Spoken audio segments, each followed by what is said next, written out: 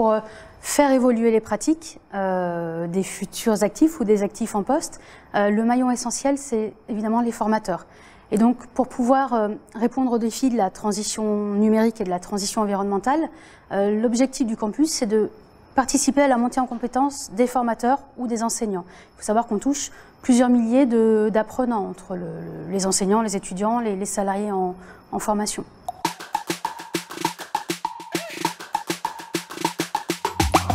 Donc sur l'éco-rénovation, il y a un besoin qui se situe à différents niveaux. D'abord, un besoin d'appropriation de nouvelles compétences techniques, que ce soit sur l'utilisation des matériaux innovants, sur l'utilisation de nouvelles méthodes de travail, en utilisant par exemple des éléments préfabriqués dans la rénovation. Et puis, et là c'est le plus important et le plus essentiel, c'est de former les formateurs aux nouvelles méthodes collaboratives de travail.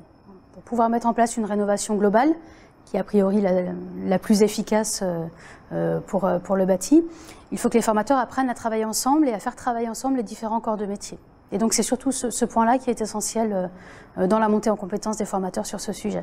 L'objectif sur le terrain pédagogique, c'est de réussir à monter des chantiers mutualisés, des chantiers pédagogiques mutualisés, où les formateurs vont expérimenter avec leurs apprenants ces méthodes de travail collaboratives. Et donc on aura de futurs actifs qui auront été habitués tout au long de leur cursus de formation à travailler, qui avec des ingénieurs, qui avec des maçons, qui avec des électriciens, et pour qui ce sera beaucoup plus naturel que ce qu'on peut trouver aujourd'hui peut-être dans le monde du travail, dans le secteur du BTP.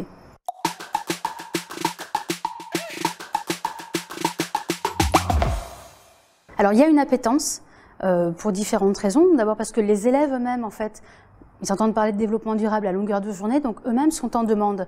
Et puis les formateurs ont aussi envie de se saisir de ce sujet. Il y a une demande sociale et sociétale qui est très forte, donc ils n'ont pas envie de rester décalés. Donc finalement, l'inertie n'est pas si forte que ça et les formateurs viennent bien volontairement sur les actions qu'on peut mettre en place.